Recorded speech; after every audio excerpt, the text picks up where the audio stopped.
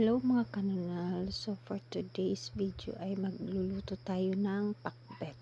Bali simi pakbet. Tingnan nyo naman tong talong dito sa bakuran, no? Ang liit-liit na ng ano niya, pero napakarami pa rin bunga.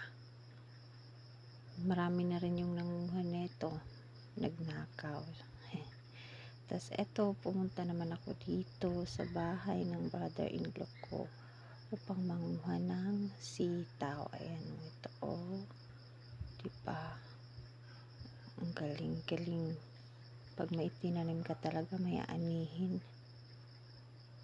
Tapos yung ano naman ay yung banda rito, mayroong nahatumba. Ito, wow, ang haba. Wow, ito, grabe, ang daming bunga. Hindi siya halatang maraming bunga, ha. Bali, marami na po kaming nagugulay na ganito. Nung nakaraang araw, nag-adobo po ako ng sitaw. Yan, simple lang.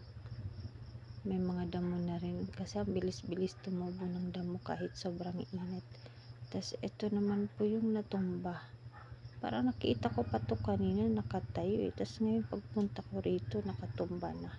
Tapos ito pala, may nakita pala akong okra. Ihahalo na rin natin.